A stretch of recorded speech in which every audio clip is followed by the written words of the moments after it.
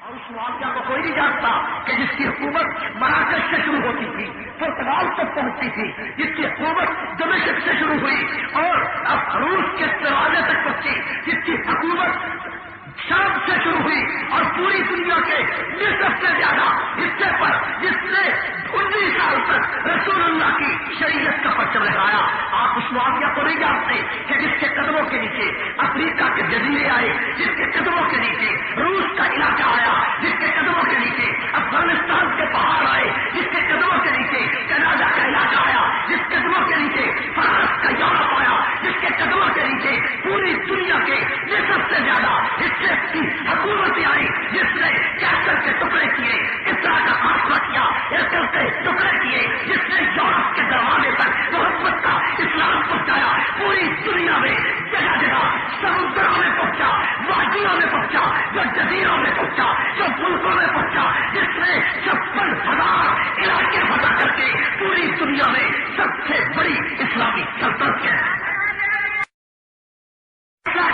زمین پر اسلامی حکومت قائم کی اور حضرت حسن نے جب ملک کے شام کے شہر مقام سکن پر حضرت معاویہ کے ہاتھ پر بیعت کی اور اپنی خلافت ان کے سپرد کر دی تو پھر حضرت معاویہ نے سڑے سہا 19 سال تک 64,65,000 مربع زمین پر اسلامی حکومت قائم کی. آپ ایک چھوٹے سے ملک کی اصلاحات کا ذکر کرتے ہیں اور دنیا کا جغرافیہ 1,20,00,000 مربع میل ہے اور 1,20,00,000 مربع زمین کے اس جغرافیے میں 64,65,000 مربع زمین وہ علاقہ ہے کہ جس پر امیر معاویہ کی فوجیں دوڑی، امیر معاویہ کے لشکر دوڑے، امیر معاویہ کی سلطنت قائم کی، 56,000 علاقے فتح ہوئے، فوجیں گئی، جزیروں میں گئے، سواریاں گئی، جہاز گئے، مبلغ گئے، قاری گئے، عالم گئے، ہر بستی میں پہنچے، ہر جزیرے میں پہنچے، ہر سمندر میں پہنچے. بحر اوقیانوس کا بتاؤ سیدھا کس نے چارج کیا؟ افریقہ کے جزیروں کو زیر و زبر کس نے کیا؟ سلطنتوں کے ٹکڑے، غیر مسلموں کی سلطنتوں کے ٹکڑے کس نے کیے؟ وہ کون تھا جس نے روس کے 56 صوبے فتح کیے؟ وہ کون تھا جو چین کے دروازے پر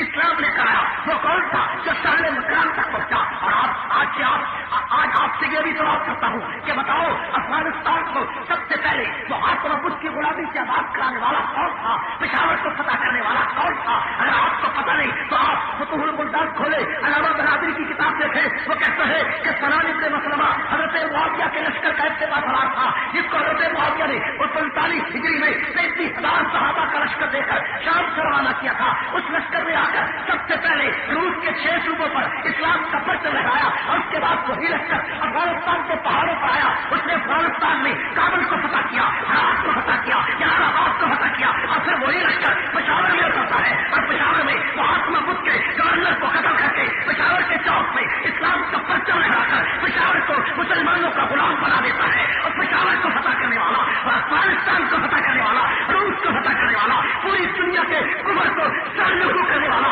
معاویہ کو تجھے رجب نے کبھی یاد نہیں کیے لگاتے رہے اور آپ اس کی فتوحات کو بھول جائیں، اس کے کارناموں کو بھول جائیں، اس کی سرگزشت کو بھول جائیں، اس کی کہانیوں کو بھول جائیں، اس کے افریقہ کے جزیروں کو فتح کرنے کو بھول جائیں. مجھے بتاؤ دنیا کا سب سے بڑا شہر رسول اللہ کے دور میں کون سا تھا؟ اس کو فتح کس نے کیا تھا؟ سب سے بڑا دنیا کا شہر جو افریقہ کا شہر تھا جس کا نام کیساریا تھا، جس کے 300 آباد تھے، جس میں 1,00,000 پولیس روزانہ گشت کرتی تھی. بتاؤ وہ شہر حضرت ابو بکر کے دور میں فتح نہیں ہوا، فوج گئی تھی فتح نہیں ہوا، عمر کے دور میں فوج گئی تھی وہ فتح نہیں ہوا، عثمان کے دور میں فوج گئی تھی وہ فتح نہیں ہوا. اس کو فتح کرنے کا چہرہ امیر معاویہ کے سر ہے کہ اس نے گورنر اردن اور شام ہوتے ہوئے 40,000 صحابہ کا لشکر لے کر وہ خود نمرداد ہوا، وہ خود تلوار اٹھا کر گیا. اس نے کیساریا کے چوک کے بتوں کو توڑ کر اس چوک میں دنیا کی سب سے بڑی جامع مسجد تعمیر کرائی اور سارا شہر رسول اللہ کا غلام بنا. میرے دوستوں، حضور اسلام مدینہ منورہ میں تشریف فرما. بعض روایات میں ہے کہ یہ روایت مکے کی ہے. گھر میں تشریف فرما، ام حانی کرنا. حضرت ام حانی فرماتی ہے کہ رسول اللہ صلی اللہ علیہ وسلم دوپہر کو آرام کریں، آپ کی آنکھ میں چہرہ خوشی سے چمکتا. حضور علیہ السلام کو خوش دیکھ کر حضرت ام حانی نے فرمایا یا رسول اللہ آپ آج بڑے خوش ہیں. حضور نے فرمایا ام حانی میں اس لیے خوش ہوں، میں دیکھتا ہوں کہ سمندروں میں ایک لشکر میری امت کا اسلام کی جنگ لڑ رہا. میں اس لیے خوش ہوں کہ وہ لشکر جو جنگ لڑ رہا ہے وہ بہت عظمت والا ہے. حضرت ام ہانی فرماتی ہے کہ میری مجلس میں ایک لڑکی بیٹھی ہے. اس لڑکی کی عمر 17 سال اور اس لڑکی کا نام ام حرام. کیا نام تھا؟ ام حرام. جب یہ بات سنی حضور نے فرمایا تھا کہ جو لشکر میری امت کا سمندروں میں جنگ لگا وہ لشکر جنتیوں کا لشکر ہوگا. میں خوشخبری دیتا ہوں. یہ بات سن کر ام حرام کہتی ہے کہ میں نے ام ہانی سے کہا کہ میرے لیے حضور سے دعا کرائیں کہ حضور میرے لیے دعا کریں کہ میں بھی اس لشکر میں شامل ہو جاؤں. ام حرام نے حضرت ام ہانی سے کہا.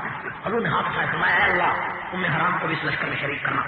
دعا ہو گئی, بات ختم ہو گئی. اس واقعہ کے 35 سال کے بعد ام حرام کہتی ہے کہ میری شادی ایک مدینہ کے نوجوان ابن ملحان سے ہوئی تھی اور میں مدینہ اپنے شوہر کے گھر رہتی تھی. دوپہر کا وقت ہے. ایک کافر نے آواز لگائی اور مدینہ کے لوگوں کسی نے جنت لینی ہے تو ان کے شام چلا جائے. امیر معاویہ اسلام کا بحری بیڑا تیار کر رہا. وہ کہتی ہے کہ میری آنکھ کھلی اور میں نے اپنے شوہر سے کہا کہ رسول اللہ کی دعا کے قبول ہونے کا وقت آ چکا ہے. اور اس وقت حضرت عثمان غنی کا دور خلافت تھا. حضرت معاویہ نے حضرت عمر سے بھی اجازت مانگی تھی کہ مجھے اجازت دو کہ میں بحری اسلام کا بحری بیڑا تیار کروں. حضرت عمر نے اجازت نہیں دی تھی کہ ہمارے پاس وسائل نہیں. پھر حضرت عثمان سے اجازت مانگی.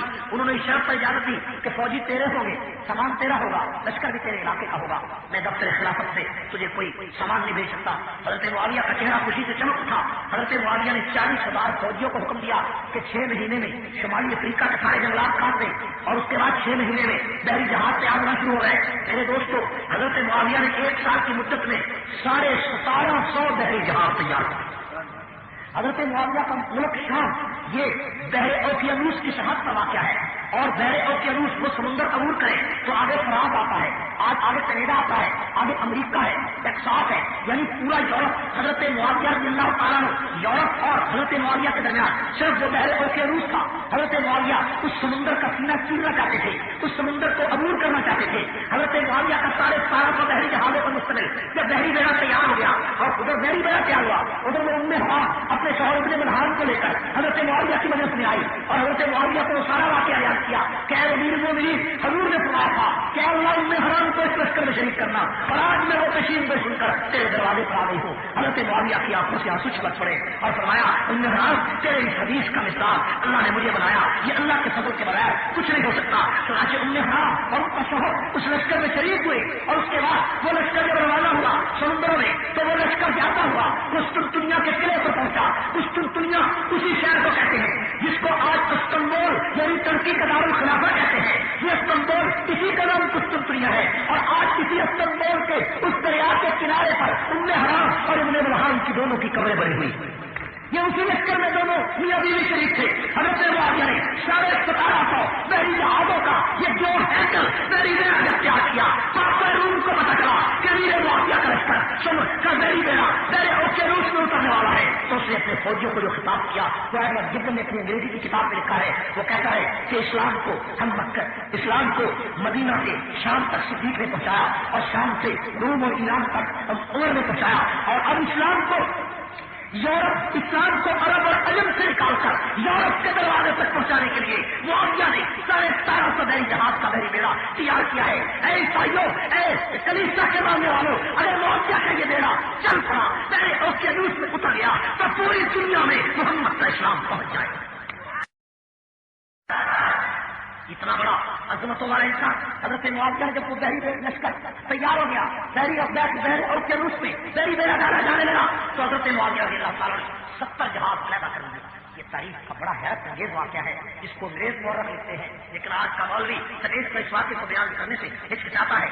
70 جہاز اس بحری لشکر سے کیا علیحدہ کر دیے اور حضرت معاویہ نے اعلان کیا کہ میری پوری سلطنت کے قرآن کے قاری یہاں جمع ہو جائے. جو قاری جمع ہوئے ان کی تعداد 7300 یعنی 7300 قرآن کے قاری اکٹھے ہو گئے. حضرت معاویہ نے ان کی فرشتے بنا کر کہا کہ آج کے بعد تم یہ ارادہ کرو کہ ہم نے اپنے گھروں کو واپس نہیں جانا, تمہارے ایڈریس لکھے گئے ہیں, تمہارے بچوں اور بیویوں کے وظیفے مقرر ہو گئے, तुम्हारा काम ये होगा कि ये 70 जहाज है, हर जहाज में 2-2, 4-4 सवारी, 60-60, 70-70, 80-80, 2-2 सवारी हर जहाज में बैठ जाए। तुम्हारी मंजिल कोई दुनिया का शहर नहीं, समुद्र में तुमने उतरना है। हमारा लश्कर तो दुश्मन का मुकाबला करने जाएगा, लेकिन तुमने 10 जहाज शुमाल की तरफ, 10 जनूब की तरफ, 10 मगरब की तरफ, 10 मशरक की तरफ जाना है। अब काबिल उबई जो सहाबी के कारी कुरान थे, उन्होंने पूछा हमारी मंजिल कहाँ है? हजरत मुआविया ने फरमाया तुम्हारी कोई मंजिल नहीं है। इस पूरे खित्ते में सारे ओकेनूस के किनारे पर 70 जजीरे आबाद हैं। तुम्हारा सिर्फ ये काम है कि जहाँ पर आबादी देखो, जहाज को लंगर अंदाज करो, जहाज को दरिया के किनारे पर खड़ा करो और बस्ती में जाकर एक एक घर का दरवाजा खटखटाकर मोहम्मद का कुरान पहुंचाओ।